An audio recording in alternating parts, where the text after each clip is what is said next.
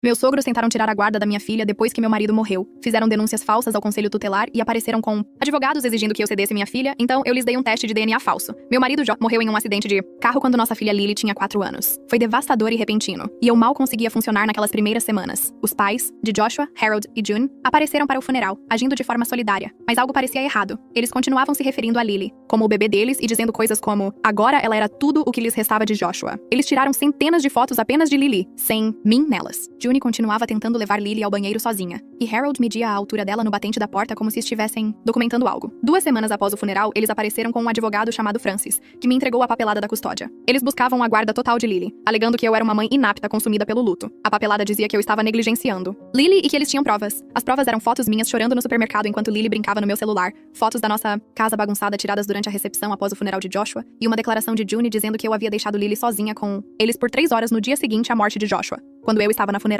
Eles estavam montando um caso desde o momento em que Joshua morreu. Harold disse que Lily pertencia à família de sangue e que eu era apenas a incubadora. June disse que Joshua iria querer sua filha criada por pessoas que realmente o amavam, insinuando que eu não o amava. Francis disse que se eu cooperasse e assinasse a custódia, eles me deixariam visitar Lily uma vez por mês sob supervisão. Se eu lutasse contra eles, eles garantiriam que eu nunca mais a visse. Eles realmente achavam que eu simplesmente entregaria minha filha, porque eles exigiram. Eu disse pra eles saírem, e June disse que eles já haviam entrado com o processo no tribunal e que eu teria notícias do Serviço de Proteção à Criança. Ela estava certa. 2 dias depois, o conselho tutelar apareceu para uma verificação de bem-estar. Haviam ligado alegando que eu estava alcoolizada e que Lily estava em perigo. A assistente social me encontrou completamente sóbria, montando quebra-cabeças com Lily em nossa sala de estar limpa, mas eles continuavam ligando. A cada poucos dias, outra reclamação. Eu estava usando pílulas, Lily tinha hematomas, havia homens estranhos entrando e saindo. Cada investigação não encontrava nada, mas era exaustivo e humilhante. Apareciam durante essas visitas agindo preocupados e oferecendo levar Lily para a segurança dela. A audiência de custódia foi marcada para 6 semanas depois e Harold e June contrataram 3 advogados e um detetive particular que me seguia por toda parte. Eles apareciam na pré-escola de Lily,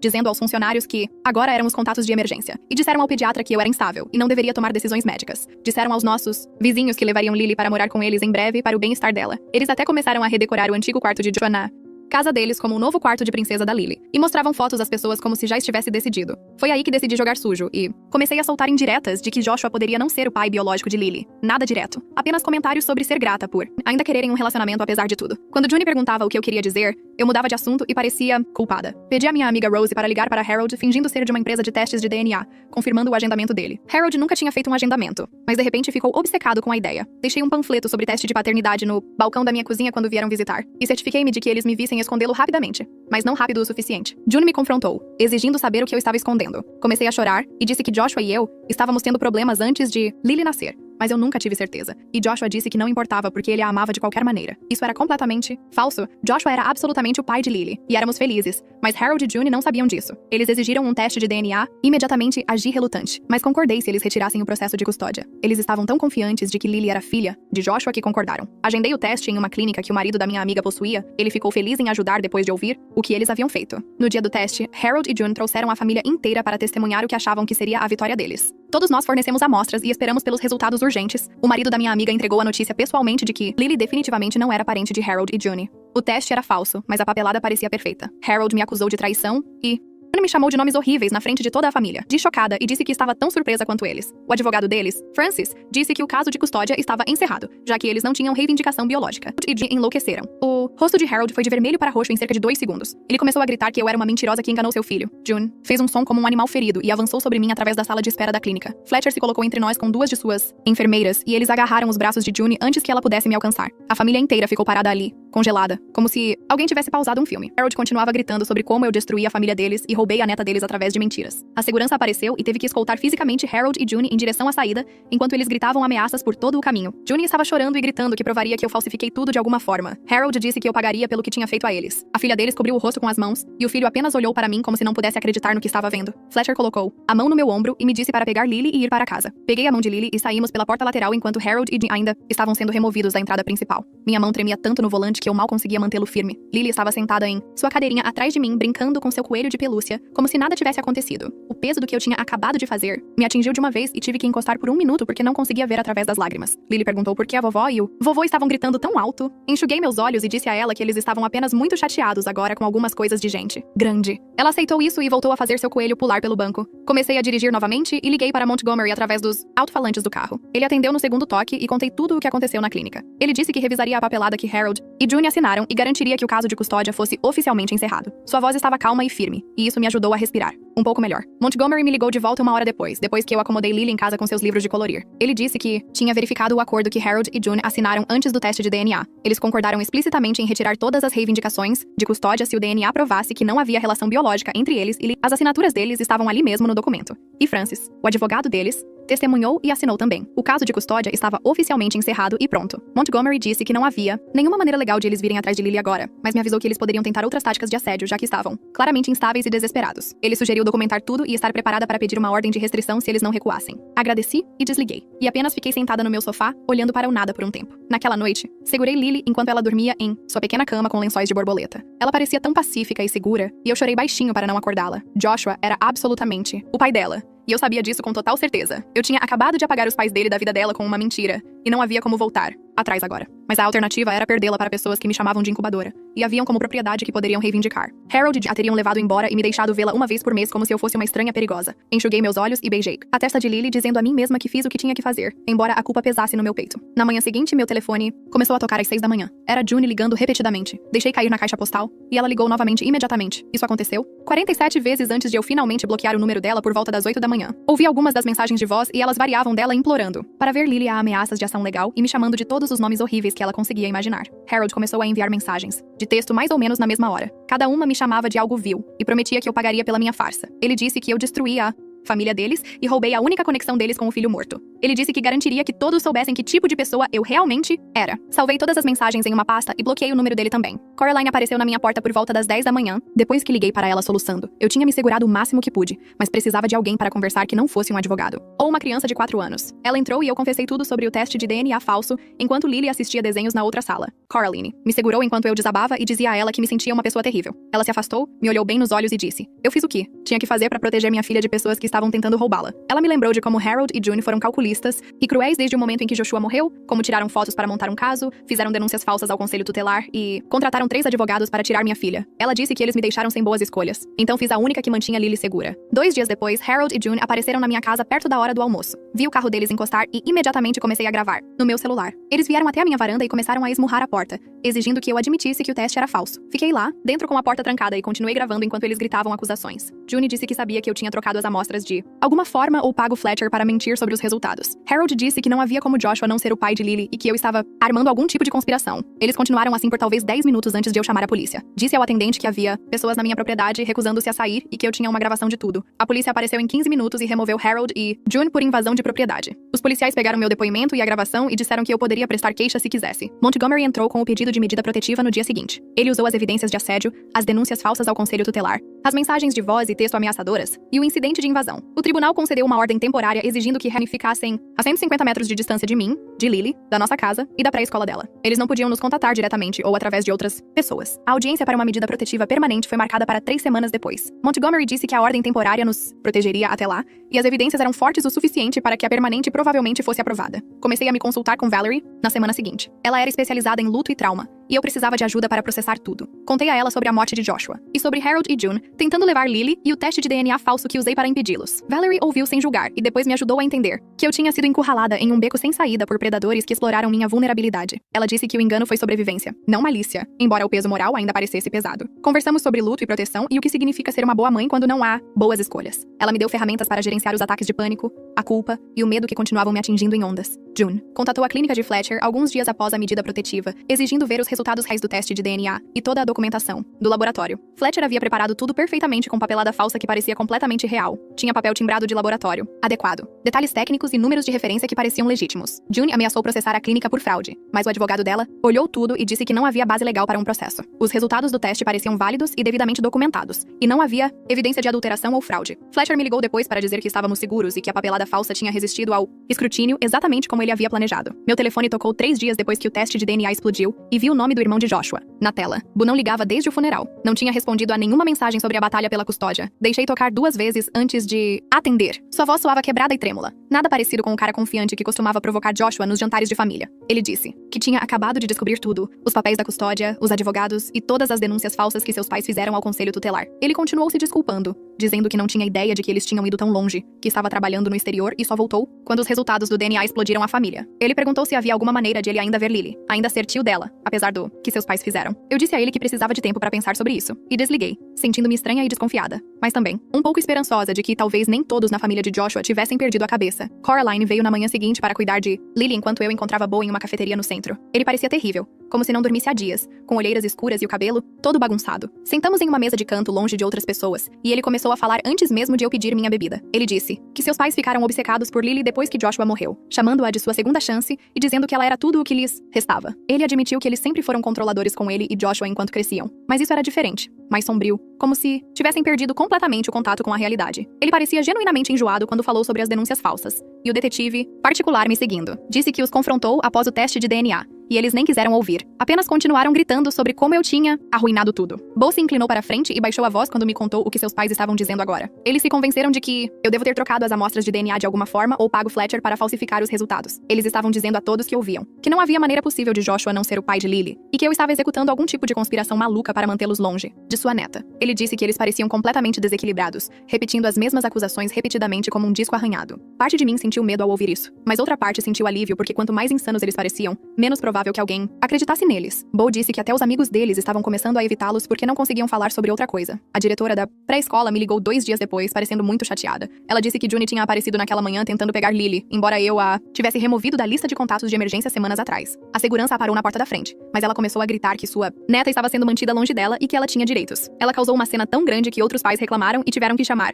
a polícia. Os policiais vieram e a baniram da propriedade completamente. E a diretora disse que se Juni aparecesse novamente, eles prestariam queixa por invasão. Agradeci a ela por proteger Lily e desliguei, sentindo um enjoo no estômago. Eles não estavam recuando. Estavam apenas ficando mais desesperados e imprevisíveis. Tiana, do conselho tutelar, apareceu para o que disse ser sua visita final na semana seguinte. Ela olhou a casa mais uma vez e brincou com Lily por alguns minutos. Depois sentou-se comigo na mesa da cozinha. Ela se desculpou por tudo o que passei e disse que seu relatório observaria que todas as reclamações eram claramente maliciosas e totalmente infundadas. Ela me disse que já tinha visto casos assim antes. Avós usando o sistema como arma durante brigas por custódia, usando o conselho tutelar para assediar os pais que estavam combatendo. Ela encerrou oficialmente o caso e disse que, a menos que surgissem novas preocupações credíveis, eles não voltariam. Quase chorei de alívio quando ela saiu, sabendo que aquele pesadelo em particular tinha finalmente acabado. Levei Lily para ver Valerie na semana seguinte para uma sessão focada apenas nela. Lily brincou com brinquedos no canto enquanto Valerie lhe fazia perguntas gentis sobre como ela estava se sentindo em relação à vovó e ao vovô. Lily disse que sentia um pouco de falta deles, mas que estava bem e gostava de brincar com o tio Bo quando ele visitava. Valerie explicou em linguagem simples de criança que às vezes os adultos têm grandes desentendimentos e precisam de espaço uns dos outros por um tempo.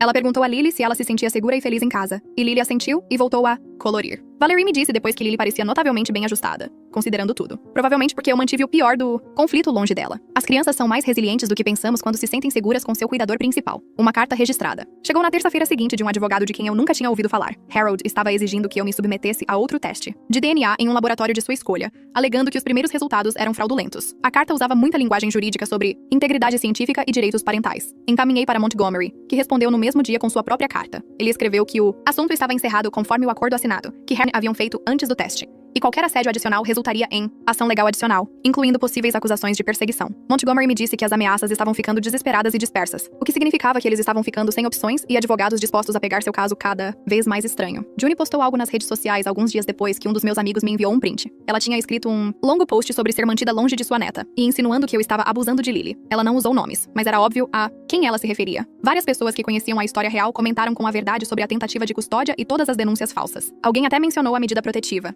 Juni apagou todo o post poucas horas depois, após o tiro sair completamente pela culatra. Mas as pessoas já tinham tirado e o dano à reputação dela estava feito. Sua tentativa de me fazer parecer má apenas a fez parecer mais desequilibrada para todos que estavam assistindo. A audiência da medida protetiva permanente finalmente chegou 3 semanas após a temporária ter sido concedida. Trouxe uma pasta grossa de evidências mostrando todo o assédio, as mensagens de voz e texto ameaçadoras, o incidente de invasão, a cena na pré-escola. Apareceram com mais um advogado que argumentou que eram apenas avós enlutados, sendo impedidos de acessar sua única neta. O juiz leu a papelada da custódia e as denúncias falsas com a boca apertada em uma linha fina. Ele olhou para Harold e perguntou se eles entendiam quão sério era fazer denúncias falsas ao serviço social. O advogado deles tentou argumentar que eles tinham preocupações legítimas, mas o juiz o interrompeu. Ele concedeu a medida protetiva permanente por 3 anos, exigindo que eles ficassem longe de mim de Lily, da nossa casa e da escola dela. Eles não podiam nos contatar diretamente ou através de outras pessoas. Se violassem isso uma única vez, enfrentariam acusações criminais. Bo me ligou depois da audiência e perguntou se poderíamos conversar sobre ele manter um relacionamento com Lily separado de seus pais. Eu estava hesitante porque não queria nenhuma conexão de volta com Harold, mas Bo tinha sido consistentemente respeitoso e genuinamente horrorizado com tudo o que eles tinham feito. Concordamos que ele poderia visitar minha casa comigo presente,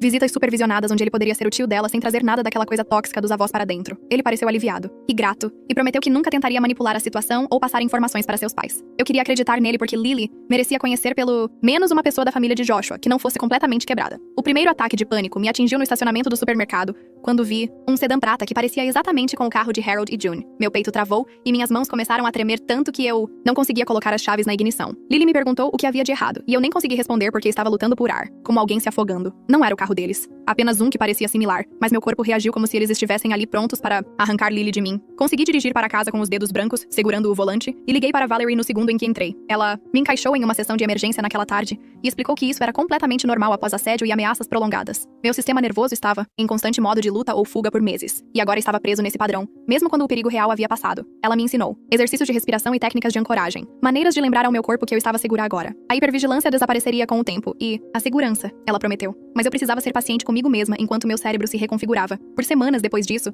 eu via carros que pareciam com o deles em todos os lugares, embora eles morassem a 30 minutos de distância e tivessem uma ordem de restrição impedindo-os de chegar perto de nós. Cada vez, meu coração disparava e minhas palmas suavam até que eu pudesse confirmar que não eram realmente eles. Lily mencionou Harold e June uma noite enquanto jantávamos. Ela perguntou quando veria a vovó e o vovô novamente de uma maneira casual, como se estivesse perguntando sobre parentes normais. Larguei meu garfo e disse a ela que eles estavam tirando férias muito longas por causa de problemas de gente grande. Nada que ela tivesse feito de errado, apenas coisas complicadas de adultos que eram difíceis de explicar. Ela assentiu e aceitou isso sem mais perguntas. Depois, imediatamente começou a falar sobre o projeto de arte que estava fazendo na pré-escola com glitter e palitos de picolé. Sua capacidade de simplesmente seguir em frente de tópicos pesados me surpreendeu. Ela não parecia chateada ou confusa, apenas pragmática sobre a situação. Parte de mim sentiu alívio por ela não estar traumatizada por perder contato com eles, mas outra parte se preocupava com impactos a longo prazo que eu não conseguia ver ainda. Ela estava internalizando sentimentos que não conseguia expressar. Esse abandono pelos avós apareceria mais tarde em sessões de terapia quando ela fosse mais velha? Eu não tinha como saber. Então apenas a observei cuidadosamente em busca de quaisquer sinais de angústia e garanti que ela soubesse que eu estava sempre disponível para falar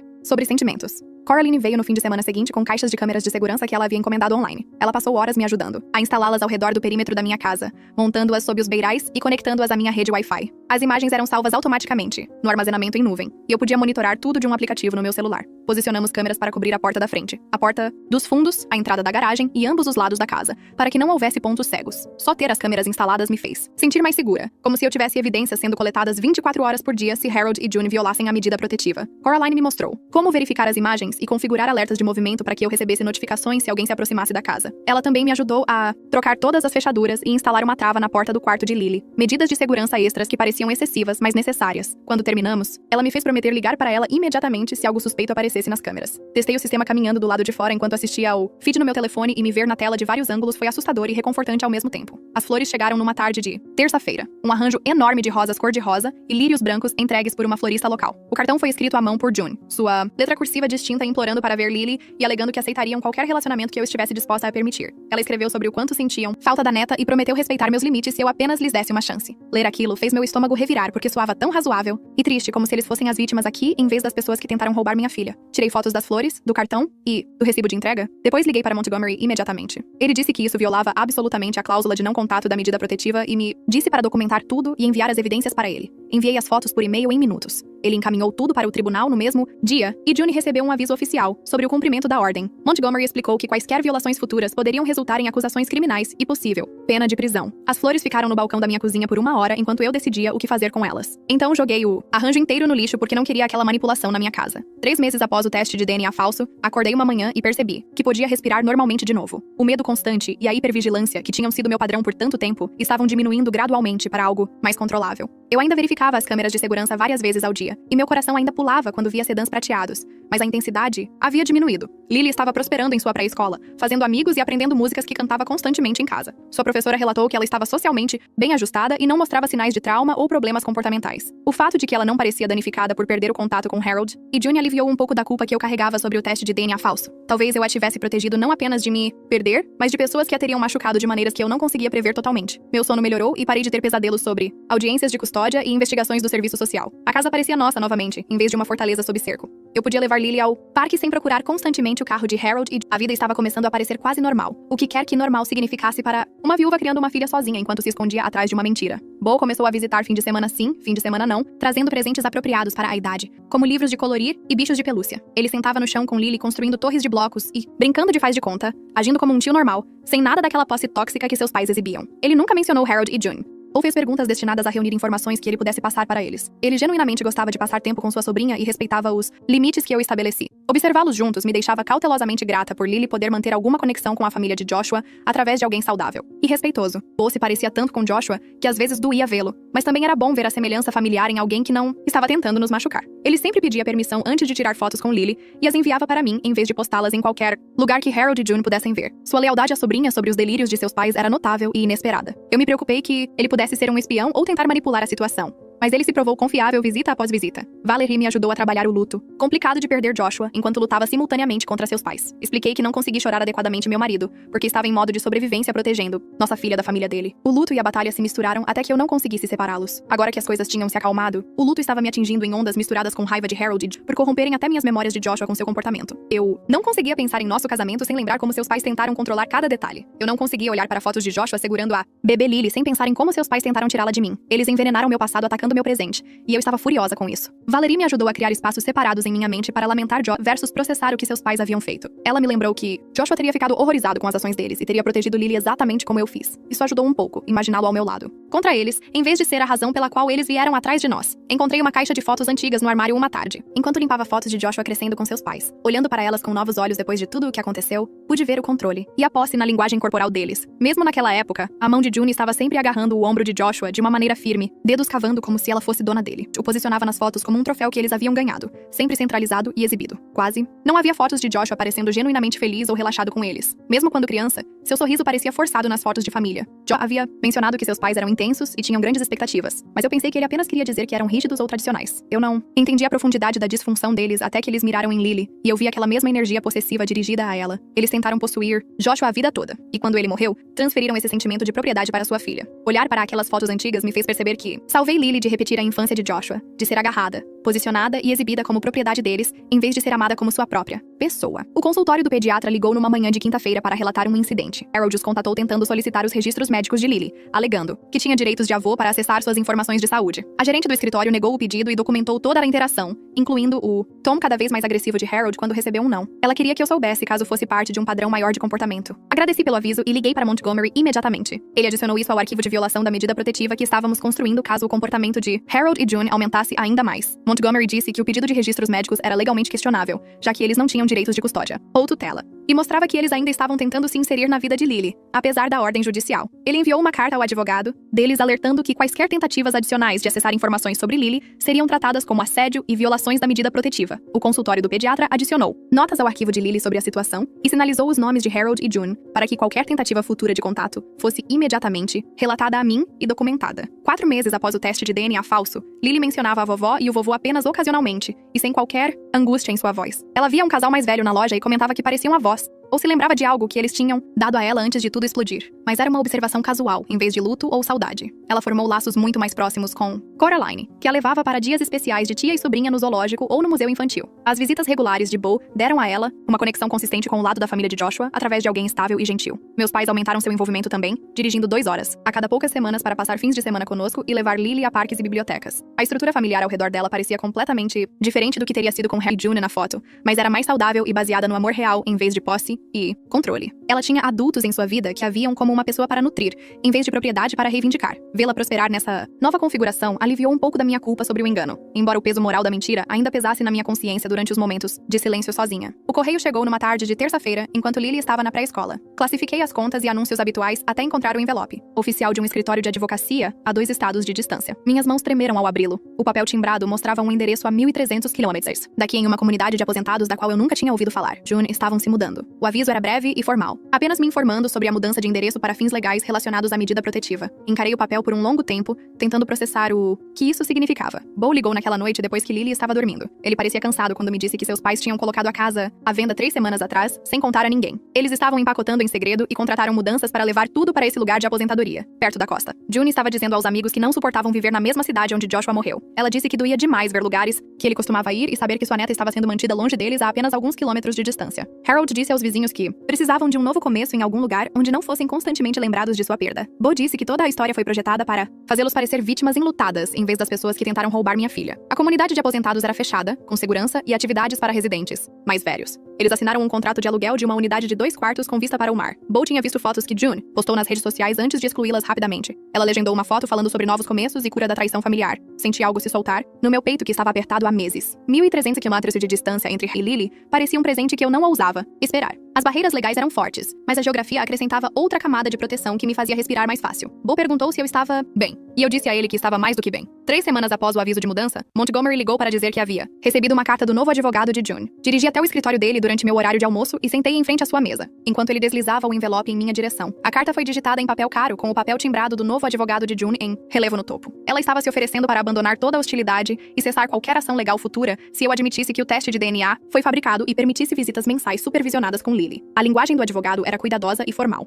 mas o desespero por baixo era óbvio. June queria validação de que ela estava certa, de que Lily era absolutamente sua neta biológica, de que eu tinha mentido e manipulado para manter a família separada. Ela estava disposta a trocar a paz pela verdade que precisava ouvir. Montgomery observou meu rosto enquanto eu lia. Ele já havia redigido uma resposta que me mostrou em seguida. Era breve e firme, afirmando: eu não tenho nada a se admitir. Os resultados do teste de DNA permanecem conforme documentados, e a medida protetiva permanecerá em pleno vigor por sua duração. Ele disse que a oferta de June era uma armadilha projetada para me fazer confessar a fabricação de evidências. Qualquer admissão poderia potencialmente ser usada para reabrir processos legais ou apresentar acusações criminais por fraude, mesmo que alegasse que abandonaria tudo. Não havia garantia, e minha confissão daria a eles munição que eles não tinham atualmente. Assinei a resposta de Montgomery e o vi selá-la em um envelope. Parte de mim sentiu pena de June de uma maneira distante. Ela estava claramente quebrada por perder Joshua, e depois perder o acesso a Lily. Seu mundo inteiro havia desmoronado, e ela estava agarrando qualquer coisa que desse sentido ao caos. Mas eu não podia arriscar a segurança de Lily pela paz de espírito de June. O desespero naquela carta provava que eles ainda viam Lily como algo que possuíam, algo roubado deles que mereciam recuperar. O luto deles não apagava a crueldade calculada de sua tentativa de custódia. Montgomery enviou a resposta naquela tarde. Sentei no escritório da Valerie na quinta-feira seguinte tentando explicar a culpa que continuava surgindo em momentos aleatórios. Ela ouviu enquanto eu falava, sobre a carta de June e a mudança. E como parte de mim se perguntava se eu deveria ter encontrado outra maneira. O teste de DNA falso funcionou, mas parecia uma mancha que eu não conseguia lavar, não importava quantas vezes eu me justificasse. Valerie se inclinou para frente e perguntou que outras opções Harold e June tinham me dado. Repassei tudo novamente. A emboscada da custódia 2 semanas após o funeral de Joshua, as denúncias falsas ao conselho tutelar projetadas para montar um caso contra mim, os 3 advogados e o detetive particular. A manipulação sistemática de todos na minha vida, da pré-escola de Lily ao nosso pediatra e aos nossos vizinhos. O quarto de princesa que decoraram antes de qualquer decisão judicial. As ameaças de que eu nunca mais veria Lily se lutasse contra eles. Valerie perguntou que escolha ética existia naquela situação. Eu poderia perder minha filha para pessoas que a viam como propriedade, e a mim como incubadora. Ou eu poderia usar o engano para protegê-la de predadores que provaram que me destruiriam para conseguir o que queriam. Essas eram minhas únicas opções. Ela disse que eu escolhi a segurança de Lily em vez do meu próprio conforto moral, o que era exatamente o que uma mãe deveria fazer quando encurralada em um beco sem saída. O engano foi moralmente complicado, mas a motivação foi pura proteção. Harold e June criaram uma situação em que o comportamento ético normal significava perder meu filho. Eles me forçaram a entrar em um território onde as regras usuais não se aplicavam porque eles mesmos já haviam quebrado todas as regras. Chorei no escritório dela por 20 minutos, enquanto ela ficava sentada em silêncio. Quando finalmente parei, ela me lembrou que a culpa era natural, mas eu precisava separar o peso do engano da necessidade de sobrevivência. Eu salvei Lily de uma situação tóxica usando a única arma disponível. Isso não fazia de mim uma pessoa má, fazia de mim uma mãe que se recusava a ser destruída por pessoas que confundiram luto com propriedade. Naquela noite, depois que Lily adormeceu, peguei um diário em branco que havia comprado semanas antes, mas não tinha conseguido abrir. Sentei-me à mesa da cozinha com uma caneta e encarei a primeira página vazia por um longo tempo. Finalmente comecei a escrever. Documentei tudo, desde a morte de Joshua até o funeral e a obsessão imediata de Harry por Lily. Escrevi sobre a papelada da custódia, as denúncias falsas e o assédio sistemático. Descrevi o plano do teste de DNA falso, a execução e as consequências. Escrevi tudo da forma mais clara e honesta que pude, incluindo minhas próprias dúvidas e culpa sobre o engano. Este diário era para Lily ler quando tivesse idade suficiente. Talvez quando tivesse 16, 20 ou 30 anos, sempre que fizesse as perguntas difíceis sobre por que os pais de seu pai não estavam em sua vida. Ela merecia saber a verdade sobre o que aconteceu e por que fiz as escolhas que fiz. Eu queria que ela tivesse a história completa, incluindo as partes que me faziam parecer má, as mentiras que contei, a manipulação que usei e o relacionamento que destruí. Ela poderia julgar meus métodos quando tivesse idade suficiente para entender a situação impossível. Escrevi por 2 horas naquela primeira noite, preenchendo página após página com detalhes que eu tinha pavor de esquecer. O diário seria meu seguro de que ela saberia a verdade, mesmo se algo acontecesse comigo antes que eu pudesse contar a ela pessoalmente. Escondi o documento no meu armário, atrás de uma caixa de suéteres velhos, onde ficaria seguro até que chegasse a hora certa. Bu ligou no sábado de manhã enquanto eu fazia panquecas com Lily. Ela estava despejando gotas de chocolate na massa e não percebeu quando fui para o corredor atender a chamada. A voz de Bo estava tensa quando me contou que seus pais ainda insistiam para todos que eu havia falsificado o teste de DNA. Aparentemente, eles vinham dizendo aos novos vizinhos na comunidade de aposentados que a viúva do filho havia fabricado resultados de testes para manter a neta longe deles. Eles mostravam fotos de Lily para as pessoas e falavam sobre como ela era absolutamente neta biológica deles, mantida como refém por uma mulher vingativa. Bo disse que o círculo social deles na cidade natal havia parado de interagir sobre o assunto, porque Harold e June pareciam cada vez mais desequilibrados. As pessoas acenavam educadamente e mudavam de assunto quando June começava a falar sobre conspiração, fraude e netos roubados. Mas na nova comunidade, onde ninguém conhecia a história pregressa, eles estavam encontrando novos públicos para sua ilusão. A comunidade de aposentados tinha um comitê social que organizava atividades, e June havia entrado imediatamente mostrando fotos de Lily nos cafés e clubes do livro, contando a qualquer um que ouvisse sobre a tragédia familiar. Bo soube disso por um amigo da família que tinha um parente na mesma comunidade. A ilusão havia se tornado toda a identidade e luto deles. Construíram uma narrativa completa, onde eram vítimas da minha crueldade, em vez de pessoas que tentaram roubar uma criança através de manipulação legal. Bo parecia exausto quando disse que tentou conversar com eles, mas eles não ouviam nada que contradissesse a versão deles dos fatos. Agradeci pelo aviso e voltei para a cozinha, onde Lily estava organizando gotas de chocolate. 5 meses haviam se passado desde o falso teste de DNA quando finalmente me senti pronta para levar Lily de volta ao cemitério. Paramos em uma floricultura e deixei que ela escolhesse um pequeno buquê de rosas amarelas, que ela segurou cuidadosamente no colo durante o trajeto, fazendo perguntas sobre para onde estávamos indo. Expliquei que visitaríamos o lugar especial do papai, onde poderíamos conversar com ele e lembrar dos momentos felizes. O cemitério estava silencioso numa tarde de terça-feira, com apenas alguns outros visitantes espalhados entre as lápides. Estacionei e segurei a mão de Lily enquanto caminhávamos até o túmulo de Joshua. Sua lápide era de granito cinza simples, com seu nome, datas e uma linha sobre ser um marido e pai amado. Lily olhou para ela por um momento e cuidadosamente colocou as rosas na base. Sentei na grama e a puxei para o meu colo. Conversamos sobre Joshua enquanto ela arrancava pétalas de uma das rosas e as organizava em padrões. Contei a ela sobre como o papai costumava fazer vozes engraçadas quando lia histórias de ninar e como ele dançava com ela na cozinha enquanto eu fazia o jantar. Como ele ficou tão emocionado no dia em que ela nasceu que chorou. Lily ouviu e brincou com as pétalas, fazendo perguntas ocasionais. Então ela perguntou se o papai sabia que a vovó e o vovô estavam bravos conosco. Senti minha garganta apertar, mas mantive a voz firme. Disse a ela que o papai gostaria que todos fossem gentis uns com os outros e se amassem, mesmo quando as coisas fossem difíceis. Ela pareceu satisfeita com a resposta e voltou a arrumar as pétalas. Ficamos por meia hora antes que a brisa aumentasse, e Lily sentisse frio. Dei uma última olhada na lápide e prometi silenciosamente a Joshua que eu havia protegido nossa filha da única maneira que podia. Acordei uma manhã e percebi que havia dormido a noite toda sem acordar em pânico. Isso vinha acontecendo gradualmente nas últimas semanas, mas foi a primeira vez que notei a mudança conscientemente. Por meses após o início da batalha pela guarda, eu acordava sobressaltada várias vezes à noite, convencida de que algo terrível estava acontecendo com Lily. Eu verificava o quarto dela obsessivamente e ficava acordada repassando os piores cenários. A inundação constante de hormônios do estresse me deixava exausta e agitada durante o dia,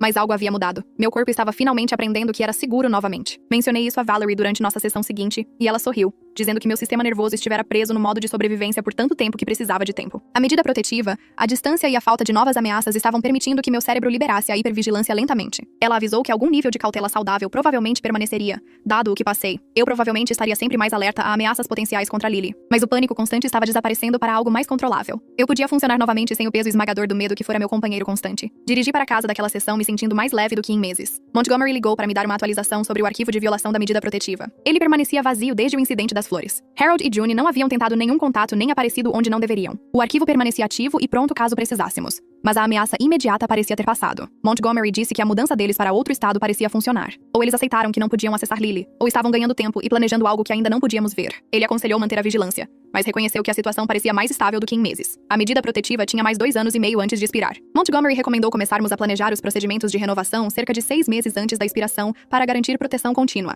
Ele vira casos onde avós esperavam o fim das ordens de restrição e retomavam o assédio imediatamente assim que a proteção legal terminava. Não podíamos assumir que o silêncio atual de Harold e June significava aceitação permanente. Agradeci e adicionei um lembrete no calendário do meu telefone. As proteções legais permaneceriam em vigor enquanto eu tivesse qualquer poder sobre a questão. Lily começou a fazer mais perguntas sobre Joshua durante nossa rotina de dormir. Ela queria saber qual era a cor favorita dele, quais jogos ele gostava de jogar e se ele era bom em desenhar. Respondi a cada pergunta com memórias felizes específicas. Ela merecia conhecer seu pai como o pai amoroso que ele fora, não através das lentes distorcidas da disfunção de seus pais. Contei a ela como Joshua costumava construir torres de blocos elaboradas com ela e fazê-las desmoronar de maneira dramática. Como ele cantava músicas bobas que inventava na hora, como era gentil e paciente ao ensiná-la a andar de triciclo. Ou começou a ajudar com isso durante suas visitas, compartilhando histórias da infância deles que mostravam a bondade e o humor de Joshua. Ele contou a Lily sobre a vez em que Joshua resgatou um pássaro com a asa quebrada e o manteve em uma caixa de sapatos até sarar. Sobre como Joshua sempre defendia as crianças que sofriam bullying na escola. Sobre suas piadas terríveis que faziam todos gemerem, mas rirem mesmo assim. Lily absorveu essas histórias e começou a incorporá-las em sua própria compreensão de quem seu pai havia sido. Ela o mencionava casualmente durante as brincadeiras. As memórias estavam se tornando reais para ela de uma forma saudável,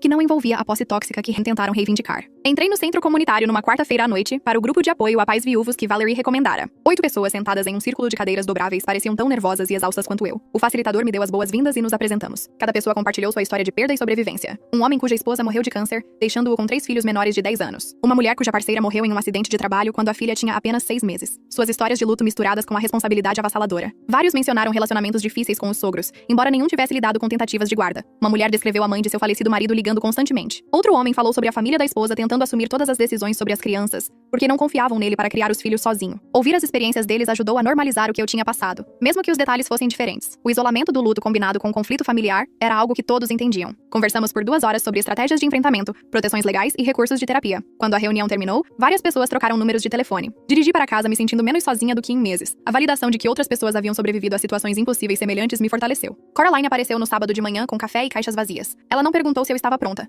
apenas começou a tirar as roupas de Joshua do armário. Fiquei na porta observando-a trabalhar com as camisas de botão e as camisas que ele usava para trabalhar e o moletom universitário surrado que ele se recusava a jogar fora. Ela segurava cada item e esperava que eu acenasse sim ou não. A maioria foi para caixas de doação, mas algumas eu não consegui deixar ir. Sua flanela favorita, que ainda cheirava a colônia dele, a camiseta do show do nosso primeiro encontro, o moletom que ele estava usando na manhã em que morreu. Passamos para a mesa dele em seguida, separando papéis, fotos e bugigangas aleatórias que ele colecionava. Coraline encontrou uma pilha de cartas que Joe havia escrito para Lily. Abri uma e li suas esperanças para o futuro dela, suas promessas de ser um bom pai, sua empolgação em conhecê-la. As lágrimas vieram fortes e rápidas, mas pareciam limpas de alguma forma, como um luto real em vez do modo de sobrevivência em pânico em que estive presa por meses. Enchemos 3 caixas de memória com fotos, cartas e pequenas coisas que capturavam quem Joshua fora. Um canhoto de ingresso, uma pedra que Lily deu a ele, um cartão de aniversário. Coraline rotulou cada caixa cuidadosamente e as empilhou no armário de Lily, onde ela poderia acessá-las quando fosse mais velha. As caixas de doação foram para a garagem, e de repente, o quarto pareceu mais leve, menos como um santuário, e mais como um espaço onde eu poderia realmente respirar. A diretora da pré-escola me abordou durante a busca na terça-feira. Ela perguntou se eu tinha alguns minutos para falar sobre Lily, e meu estômago despencou com medo automático. Ela explicou que estavam fazendo um tempo de discussão em família,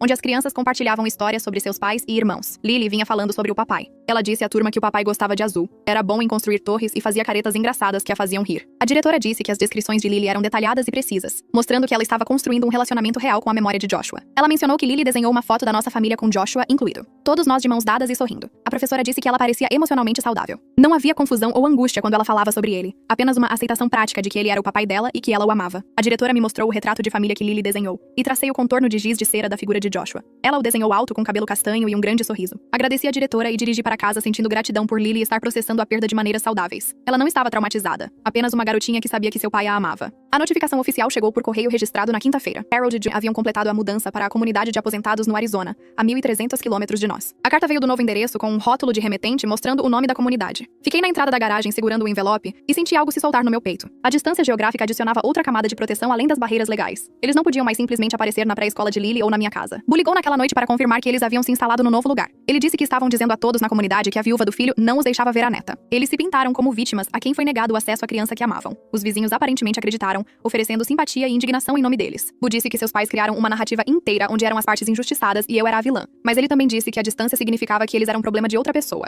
Agora, a nova comunidade deles podia acreditar em qualquer história que Harold e June quisessem contar. Estávamos a 1.300 quilômetros de distância vivendo nossas vidas reais. 6 meses após a morte de Joshua, acordei e percebi que estava funcionando novamente. Não apenas sobrevivendo, mas realmente vivendo de maneiras que pareciam impossíveis. Eu estava de volta ao trabalho em tempo integral, lidando com projetos e reuniões. Lily estava prosperando na pré-escola, fazendo amigos e aprendendo coisas novas. O luto ainda estava lá, pesando no meu peito todas as manhãs quando eu acordava sozinha. Mas não era mais paralisante. Eu podia me sentir triste por perder Joshua enquanto ainda vivia. O terror de perdê-la para Harold e June havia diminuído para uma cautela controlável. Eu ainda verificava as câmeras de segurança e mantinha meu telefone por perto. Ainda examinava estacionamentos procurando o carro deles e evitava lugares que costumavam frequentar. Mas o pânico constante havia se acomodado em uma vigilância razoável. Estávamos seguras, protegidas e construindo uma vida que honrava Joshua sem ser destruída por seus pais. Valerie perguntou durante nossa sessão de quinta-feira como eu planejava lidar com a situação do teste de DNA com Lily a longo prazo, quando ela fosse mais velha e entendesse o que aconteceu. Ela veria isso como proteção ou engano? Eu não tinha boas respostas. Parte de mim acreditava que ela entenderia que eu não tive escolha, que me encurralaram onde mentir era a única maneira de mantê-la segura. Mas outra parte temia que ela visse isso como prova de que eu estava disposta a mentir sobre coisas fundamentais como a identidade de seu pai. Valerie me ajudou a trabalhar através da complexidade sem tentar dar respostas fáceis. Ela disse que a verdade provavelmente estava em algum lugar no meio. Eu disse a Valerie que estava comprometida em ser honesta com Lily quando ela tivesse idade suficiente para entender. Eu contaria exatamente o que aconteceu e por que fiz a escolha que fiz. Aceitaria qualquer julgamento que ela fizesse sobre minhas ações. Valerie disse que esse nível de honestidade e responsabilidade era tudo o que eu podia oferecer. O resto caberia a Lily. Bo trouxe sua namorada para conhecer Lily no sábado à tarde. O nome dela era Sarah e ela trabalhava como professora em uma escola primária a 2 cidades de distância. Ela entrou carregando um livro infantil sobre sentimentos e um elefante de pelúcia. Lily gostou dela imediatamente, mostrando a cozinha de brinquedo e exigindo que brincassem de restaurante. Sarah foi calorosa e natural com ela, fazendo perguntas e entrando na brincadeira sem forçar a barra. Ela não mencionou Joshua nem tentou preencher qualquer tipo de papel materno. Ela apenas tratou Lily como uma criança com quem genuinamente gostava de passar o tempo. Bo observou-as brincar com alívio visível, como se estivesse preocupado com como essa apresentação seria. Mais tarde, enquanto Lily estava distraída colorindo, Sarah me disse que entendia a situação com Harold e June. Bo havia explicado tudo, e ela apoiava a decisão dele de manter limites com os pais enquanto permanecia conectado à sobrinha. Ela disse que perdeu o próprio pai jovem e sabia o quão importante era para Lily ter conexões familiares saudáveis. Vê-los sair juntos, a mão de Bo nas costas de Sarah e ambos acenando para Lily, pareceu como ver a família de Joshua se expandir em boas direções. Os elementos tóxicos estavam distantes, mas as partes saudáveis estavam ficando mais fortes. O escritório de Montgomery ficava no centro, em um prédio com mármore demais e cadeiras desconfortáveis. Sentei à frente dele enquanto ele espalhava a papelada sobre a mesa. Estávamos atualizando meu testamento e os arranjos de guarda para ter certeza absoluta de que Harry e June nunca poderiam obter acesso a Lily se algo acontecesse comigo. Coraline foi nomeada guardiã principal com documentação detalhada da batalha pela custódia e da medida protetiva anexadas. Montgomery incluiu referências à situação do teste de DNA, sem admitir explicitamente o engano. A linguagem era cuidadosa, observando que Harold e June concordaram em retirar as reivindicações de guarda com base nos resultados do teste, e que esse acordo permanecia legalmente vinculativo. Ele também adicionou provisões de que, mesmo se o teste de DNA fosse posteriormente contestado ou disputado, o arranjo de guarda permaneceria com base no assédio documentado e nos falsos relatórios ao Serviço de Proteção à Criança, CPS. A papelada era complexa, mas Montgomery me guiou por cada sessão. Se eu morresse, Coraline teria a guarda legal imediata com autoridade total para manter a medida protetiva e bloquear quaisquer tentativas de contato. Os nomes de Harold e June foram listados especificamente como proibidos de consideração para a tutela. Assinei tudo e Montgomery arquivou as cópias no tribunal. Saindo do escritório dele, senti o mesmo alívio que senti depois que a medida protetiva foi concedida. Mais uma camada de proteção legal travada no lugar. A culpa batia mais forte tarde da noite quando Lily estava dormindo e a casa estava quieta. Eu ficava deitada na cama repassando o falso teste de DNA, vendo o rosto roxo de Harold e a expressão chocada de June quando Fletcher entregou os resultados falsos. Eu me lembrava do rosto de Joshua em nossas fotos de casamento e me perguntava o que ele pensaria sobre eu mentir sobre a paternidade de sua filha para protegê-la de seus pais. O peso disso pressionava até que eu não conseguisse respirar. Então eu me forçava a lembrar das coisas específicas que levaram àquele momento. Harold me chamando de incubadora. Os sistemáticos relatórios falsos de June ao CPS projetados para me fazer parecer inapta. O completo desrespeito pelo vínculo de Lily comigo ou pelo bem-estar emocional dela. A maneira como apareceram com advogados 2 semanas após a morte de Joshua, antes mesmo que eu tivesse começado a processar sua morte. Eles me deram uma escolha entre ética e a segurança da minha filha. Eles me encurralaram onde a única arma que eu tinha era o engano. Eu faria a mesma escolha novamente todas as vezes. A culpa era real e pesada, mas também era o conhecimento de que Lily estava segura e prosperando porque eu estava disposta a fazer o que fosse preciso. Lily e eu começamos novas tradições de feriado que não envolviam a presença tóxica de Harold e June. Assamos os biscoitos de chocolate favoritos de Joshua, usando a receita que a avó dele lhe ensinara. Assistimos aos filmes de super-heróis que ele amava. E contei histórias sobre como o papai costumava citar todas as falas. Fizemos enfeites com a foto dele e penduramos na árvore onde ela pudesse ver o rosto dele sorrindo. Ela estava construindo um relacionamento com seu pai através da memória e do amor, em vez da posse que Harold tentaram reivindicar. Quando ela fazia perguntas sobre ele, eu respondia honestamente com detalhes felizes e específicos. Contei a ela sobre como ele cantava músicas inventadas enquanto lavava a louça, e como era péssimo dançarino, mas dançava mesmo assim para fazê-la rir. As tradições pareciam boas e certas, honrando Joshua sem o peso da disfunção de seus pais esmagando tudo. Encontrei a Sra. Anderson no supermercado na quarta-feira de manhã. Ela fora uma das vizinhas que Harold tentaram voltar contra mim durante a batalha pela guarda. Ela parou o carrinho quando me viu e eu me preparei para um confronto. Em vez disso, ela pediu desculpas. Disse que se sentia terrível por ter acreditado inicialmente nas alegações de Harold e June de que eu era instável e negligenciava Lily. Ela percebeu depois que eles se mudaram que eles estavam executando uma campanha de manipulação por todo o bairro. Outros vizinhos compararam notas e descobriram que Harold e June contavam mentiras diferentes para pessoas diferentes, construindo uma narrativa falsa de que eu era uma mãe inapta. A Sra. Anderson disse que a comunidade havia percebido em grande parte a verdade sobre o que eles tentaram fazer. Ela perguntou como Lily estava e eu disse que ela estava ótima. Conversamos por alguns minutos sobre coisas normais do bairro e depois seguimos caminhos separados. Dirigindo para casa, senti algo mudar. A comunidade que tentaram envenenar contra mim estava se curando. As pessoas estavam vendo através das mentiras deles. Não estávamos mais isoladas e sob cerco. Éramos apenas uma família comum vivendo em nosso bairro. Bo visitou numa tarde de terça-feira enquanto Lily estava na pré-escola. E sentamos à mesa da cozinha tomando café. Ele me contou que seus pais ligavam para ele a cada poucos dias perguntando sobre Lily e exigindo informações sobre a vida dela. Queriam saber como ela estava agora, o que estava aprendendo, se ela os mencionava, se parecia feliz. Bo disse que mantinha suas respostas curtas e firmes, dizendo apenas que Lily estava saudável e feliz e nada mais. Ele deixou claro para Harold e June que seu relacionamento comigo e com Lily existia separadamente da bagunça deles e que ele não seria seu espião ou mensageiro. Eles o acusaram de traição e de tomar meu partido contra a família, mas ele manteve sua posição. Sua lealdade à sobrinha sobre as reivindicações distorcidas de propriedade dos pais me impressionou mais do que eu poderia expressar. Ele disse que eles ainda insistiam que o teste de DNA era falso e que eu de alguma forma enganei a todos, mas a história deles mudava dependendo de com quem falavam. Às vezes eu eu trocar as amostras. Às vezes Fletcher estava envolvido em uma conspiração. Às vezes a coisa toda era uma vingança elaborada por algum desrespeito imaginado. A ilusão havia se tornado a identidade inteira deles. E Bo disse que era exaustivo vê-los se destruírem por mentiras que eles se convenceram serem verdade. Agradeci a ele por ser a única conexão decente que Lily tinha com a família de Joshua, e ele ficou com lágrimas nos olhos dizendo que ela merecia conhecer a memória do pai sem o veneno que seus pais espalhavam. 7 meses haviam se passado desde o falso teste de DNA,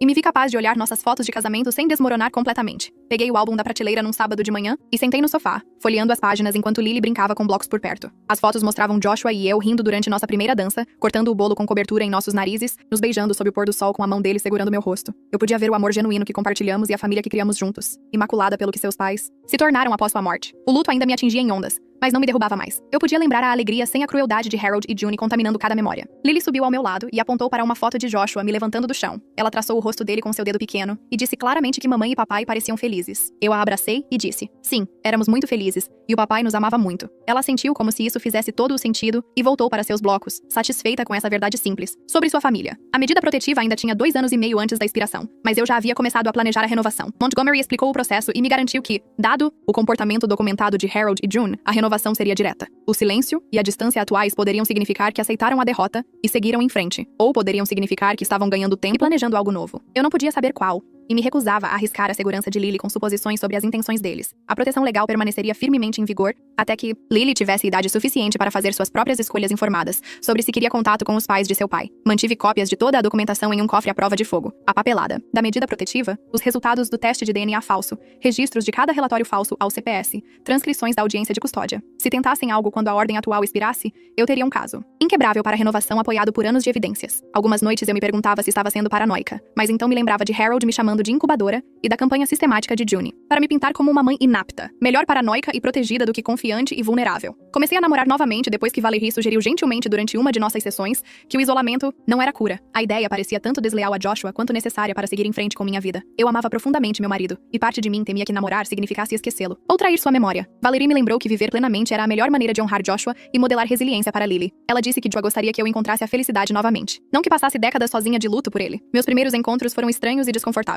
Cafés com homens de aplicativos de namoro que pareciam legais, mas não clicavam. Fui honesta sobre ser uma mãe solteira viúva com um histórico complicado com sogros, o que assustou alguns caras imediatamente. Outros ficaram para um segundo encontro, mas não conseguiram lidar com a realidade de uma criança de 4 anos e dramas legais. Eu não os culpava porque minha situação era muita coisa para assumir, mas cada conexão falha doía um pouco. Ainda assim, o processo parecia esperançoso de uma maneira que eu não esperava. Eu estava tentando, me expondo, provando a mim mesma que a vida continuava além do modo de sobrevivência. Lily perguntou uma manhã se o tio Bo poderia vir à festa de 5º aniversário dela, e concordei imediatamente. Ela vinha planejando sua festa há semanas, falando sobre o bolo de unicórnio, balões roxos e todos os seus amigos da pré-escola vindo. Bo pertencia a essa lista de pessoas importantes, e seu respeito consistente e limites saudáveis ganharam minha confiança. A festa foi barulhenta e caótica da melhor maneira, com uma dúzia de crianças correndo pelo nosso quintal brincando e comendo bolo. Bo apareceu com presentes escolhidos com carinho, incluindo um conjunto de arte que Lily mencionara querer, e uma foto emoldurada de Joshua segurando Lily bebê que me fez chorar. Ele brincou com as crianças, ajudou com os jogos, e vários outros pais comentaram que tio ótimo ele era. Uma mãe perguntou se ele era solteiro, e eu ri, apreciando a normalidade de casamenteiros de parquinho. A festa foi alegre e comum, tudo o que o primeiro ano após a morte de Joshua não foi. Vendo Lily soprar suas velas, cercada por amigos e familiares que a amavam, senti que finalmente tínhamos construído algo estável e bom a partir dos escombros. Recebi uma mensagem de June 2 semanas após a festa de Lily,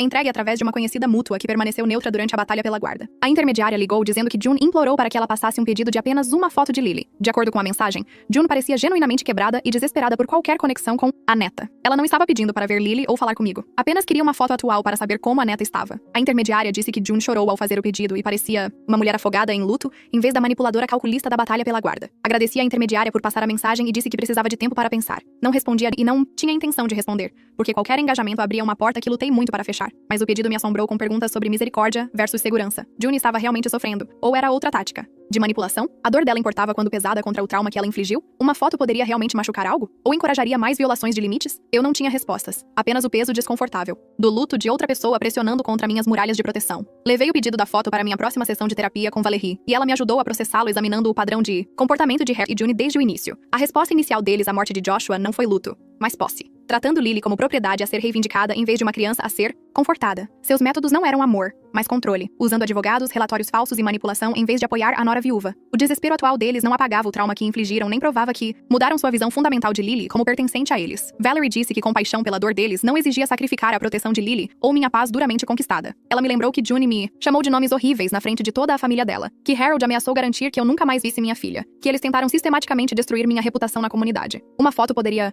parecer inofensiva, mas diria a eles que eu estava disposta a me envolver, que meus limites eram negociáveis, que a persistência poderia eventualmente me vencer. Valerie disse que a coisa mais gentil que eu poderia fazer por todos era manter os limites claros que mantinham Lily segura e eu sã. A culpa pelo sofrimento de June era real, mas também era minha responsabilidade proteger minha filha de pessoas que se provaram perigosas. 8 meses após o fim oficial da batalha pela guarda, comecei a planejar a transição de Lily para o jardim de infância no outono. A escola primária tinha excelentes avaliações, e uma diretora calorosa que levava as preocupações de segurança a sério. Durante a matrícula, forneci documentação completa da medida protetiva contra Harold e June. A secretária da escola adicionou seus nomes e fotos à lista de pessoas banidas, sinalizou o arquivo de Lily com alertas de segurança e confirmou que eles estavam explicitamente proibidos de qualquer contato ou informação sobre Lily. A diretora me garantiu que levavam essas situações a sério e tinham protocolos em vigor. Apenas eu poderia buscar Lily ou autorizar outros adultos a fazê-lo, e qualquer pessoa tentando obter informações sobre ela seria denunciada à polícia imediatamente. As medidas de segurança pareciam automáticas agora, apenas parte da nossa estrutura de vida em vez de resposta a crises. Preenchi formulários de contato de emergência listando Coraline e Bo, atualizei informações médicas, assinei autorizações para passeios escolares, tarefas normais de pais que pareciam notáveis em sua ordinariedade depois de tudo o que sobrevivemos. Conheci James através do trabalho em uma conferência onde acabamos sentados lado a lado durante uma apresentação chata e nos unimos por piadas sussurradas. Ele pediu meu número e começamos a trocar mensagens. Depois tomamos café. Depois tivemos encontros reais. James foi paciente com minha situação complicada e genuinamente interessado em conhecer tanto a mim, quanto eventualmente Lily. Levamos as coisas devagar porque eu não estava pronta para apressar nada, e ele respeitou isso completamente. Sua presença constante parecia possibilidade após meses de pura sobrevivência, como se talvez houvesse espaço na minha vida para algo além de proteger Lily e processar o luto. Ele fez perguntas atenciosas sobre Joshua, e nunca pareceu ameaçado pelo meu passado, ou tentou competir com a memória do meu falecido marido. Quando expliquei sobre a situação dos sogros em termos vagos, ele ouviu sem julgamento e não pressionou por detalhes que eu não estava pronta para compartilhar. Ele me fazia rir, enviava mensagens doces de bom dia e parecia contente em deixar nosso relacionamento se desenvolver no ritmo que eu precisasse. Bo ligou uma noite parecendo animado e nervoso, perguntando se poderíamos nos encontrar para um café. No dia seguinte, porque ele tinha novidades. Nos encontramos na mesma cafeteria onde conversamos pela primeira vez após a explosão do teste de DNA, e ele me contou que havia ficado noivo de sua namorada. Eu o parabenizei genuinamente porque conheci ela na festa de Lily e ela parecia adorável. Então Bo perguntou se Lily poderia ser a daminha de honra no casamento deles e meu instinto protetor imediato entrou em ação. O casamento seria fora do estado, onde viviam, e comecei a formular minha recusa. Mas Bo explicou rapidamente que seus pais absolutamente não seriam convidados, e ele já havia organizado planos de segurança detalhados. Ele contratara seguranças para o local, fornecera fotos de Harold e June para toda a equipe e deixara explicitamente claro que eles estavam banidos da propriedade. Sua noiva apoiava totalmente essa decisão e entendia que a segurança de Lily vinha antes de qualquer drama familiar. Bo disse que conquistou a confiança através de respeito consistente e limites saudáveis, e esperava que eu deixasse Lily fazer parte de seu dia especial. Olhando para o rosto sincero dele, percebi que ele estava certo sobre ganhar confiança. Concordei com condições sobre protocolos de segurança e planos de emergência, e Bo prometeu tudo, por escrito. Ele me agradeceu com lágrimas nos olhos, dizendo que significava tudo ter sua sobrinha lá celebrando com ele. 9 meses haviam se passado desde o falso teste de DNA, e na maioria dos dias eu conseguia me olhar no espelho sem me sentir uma mentirosa. O engano pesava no meu peito como uma pedra. Mas Lily estava segura, e isso importava mais do que minha consciência. Forçaram minha mão tratando meu luto como fraqueza, e minha filha como propriedade que poderiam reivindicar através de papelada e manipulação. Eu a protegi da única maneira que deixaram disponível, e vê-la prosperar tornava o peso moral suportável, mesmo que nunca desaparecesse totalmente. Algumas noites eu ainda acordava pensando no que tinha feito, mas então verificava Lily, dormindo pacificamente em seu quarto, e lembrava por que cruzei aquela linha. Ela era minha para proteger, e eu faria a mesma escolha novamente se tivesse que fazer. Lily começou o jardim de infância no final de agosto com sua mochila balançando nos ombros, enquanto caminhava pelas portas da escola. Ela não chorou nem se agarrou à minha perna como algumas das outras crianças. Apenas acenou adeus e correu para se juntar ao círculo de alunos sentados no tapete para a reunião matinal. A professora dela me ligou 3 semanas após o início do ano letivo para agendar uma reunião, e meu estômago despencou pensando que algo estava errado. Mas a professora sorriu quando me sentei à frente de sua mesa e disse que Lily estava indo maravilhosamente bem. Ela fazia amigos facilmente, participava das discussões em classe, e suas habilidades de leitura estavam acima do nível da série. A professora mencionou que Lily falava sobre o pai às vezes durante o tempo de compartilhamento, explicando de forma prática que ele morreu em um acidente de carro, mas ela ainda o amava. A maneira como Lily processava a morte de Joshua parecia saudável e apropriada para a idade, de acordo com a professora. Ela não estava mostrando sinais de trauma ou problemas comportamentais. Ouvir isso tirou um peso dos meus ombros que eu não percebia que estava carregando por meses. Eu me preocupava que a batalha pela guarda e a perda de Joshua danificassem a base dela, mas ela parecia bem. Melhor do que bem, na verdade. James veio à minha casa para jantar num sábado à noite, 3 meses depois que começamos a namorar. Lily sabia que eu tinha um amigo chamado James com quem passava tempo, mas este foi o primeiro encontro oficial deles. Fiz espaguete e Lily me ajudou a pôr a mesa com guardanapos de papel dobrados em triângulos. Quando James chegou com flores pra mim e um livro de colorir para Lily, ela aceitou ambos os presentes com polidez tímida. Eles sentaram juntos à mesa da cozinha depois do jantar, trabalhando em projetos de arte enquanto eu lavava a louça. James mostrou a ela como misturar cores com giz de cera, e eles inventaram músicas bobas sobre os animais que estavam desenhando. Ele nunca tentou agir como o pai dela ou substituir Joshua. Apenas a tratou com afeto genuíno e respeito, como se ela fosse uma pessoa que valesse a pena conhecer. Vê-los rir juntos sobre um desenho de um elefante roxo fez algo no meu peito relaxar. Talvez houvesse espaço em nossas vidas para mais do que apenas sobrevivência e proteção. Talvez pudéssemos realmente construir algo bom. Montgomery me ligou numa manhã de terça-feira, 10 meses após o fim da batalha pela guarda. Harold enviara uma carta formal através de um novo advogado solicitando mediação para discutir a cura da ruptura familiar. A carta usava linguagem cuidadosa sobre querer reparar relacionamentos e seguir em frente para o bem-estar de todos. Montgomery leu para mim pelo telefone e eu podia ouvir o ceticismo em sua voz. Ele disse que provavelmente era uma tentativa de manipulação para obter acesso a Lily, ou me enganar para admitir algo sobre o teste de DNA. Eles poderiam estar esperando que eu escorregasse durante a mediação e revelasse que o teste era falso, ou poderiam estar tentando estabelecer um registro documental mostrando que tentaram reconciliação para que pudessem solicitar direitos de visitação dos avós mais tarde. Montgomery aconselhou recusar através dos canais legais sem qualquer contato pessoal. Concordei imediatamente. A medida protetiva era minha única comunicação com Harold e é assim que ficaria. Montgomery enviou uma carta de resposta dizendo que eu estava recusando a mediação e que as ordens judiciais existentes permaneciam em vigor. 2 dias depois, o advogado de Harold enviou de volta uma carta irritada me chamando de vingativa e me acusando de alienação parental. Montgomery arquivou caso precisássemos de evidências de assédio contínuo. O casamento de Bo aconteceu num sábado de outubro em um vinhedo a 2 horas de distância. Lily usou um vestido branco com flores cor-de-rosa e carregou uma cesta de pétalas de rosa pelo corredor com concentração séria em seu rosto. Ela levou seus deveres de daminha de honra muito a sério, soltando pétalas cuidadosamente a cada poucos passos como havia praticado, e não foram convidados, como Bo prometera. E os seguranças na entrada do local tinham fotos deles com instruções para chamar a polícia se aparecessem. A noiva de Bo, Sarah, recebeu Lily calorosamente quando chegamos para as fotos antes da cerimônia. Ela se ajoelhou no nível de Lily, elogiou seu vestido e perguntou se ela estava animada para ser daminha de honra. Sarah me encontrara 2 vezes antes do casamento e conhecia a situação básica com Harold e June. Ela apoiava a decisão de Bo de excluir os pais completamente e deixou claro que Lily era bem-vinda na família deles. O casamento foi lindo, normal e alegre. Ver Bo se casar pareceu como recuperar o legado da família de Joshua dos elementos tóxicos que tentaram corrompê-lo. Lily dançou na recepção, comeu bolo demais e adormeceu no carro na viagem de volta para casa. Quase um ano havia se passado desde que Joshua morreu quando Lily e eu visitamos seu túmulo, numa tarde de domingo em novembro. Ela colheu flores silvestres do parque perto da nossa casa naquela manhã e as carregou cuidadosamente em suas mãos pequenas. Caminhamos pela grama do cemitério até sua lápide e Lily colocou as flores na base enquanto eu ficava atrás dela com a mão em seu ombro. Ela contou ao papai sobre o jardim de infância, sua professora e a nova amiga que fez chamada Olivia. Ela contou a ele sobre o casamento do tio Bo e como ela pôde jogar pétalas de flores. Então ela mencionou seu novo amigo, James, que a ensinou a desenhar elefantes e fazia vozes engraçadas quando lia livros. Ajoelhei-me ao lado de Lily e disse a Joshua que protegi nossa filha da única maneira que pude quando os pais dele tentaram levá-la. Disse que esperava que ele entendesse as escolhas que fiz, mesmo que não fossem limpas ou simples. Disse a ele que Lily estava segura, amada e prosperando. Então ficamos sentadas em silêncio por alguns minutos, antes de Lily perguntar se poderíamos tomar sorvete. A vida continuava avançando, mesmo enquanto honrávamos o que foi perdido. James me levou para jantar em um restaurante tranquilo na semana anterior ao Dia de Ação de Graças enquanto Coraline cuidava de Lily. Estávamos namorando há 6 meses, e o relacionamento se desenvolveu lenta e cuidadosamente. Ele estendeu a mão sobre a mesa, pegou a minha e disse que estava se apaixonando tanto por mim quanto por Lily. Disse que estava pronto para qualquer ritmo que precisássemos e não estava tentando apressar nada. O relacionamento parecia cura em vez de substituição, como construir algo novo enquanto ainda honrava o que Joshua e eu tivemos juntos. Lily o chamava de James, não de papai, e todos respeitavam essa distinção. James nunca pressionou por um papel de pai ou tentou competir com a memória de Joshua. Apenas aparecia consistentemente e nos tratava a ambas com bondade e paciência. Quando eu disse que também tinha sentimentos por ele,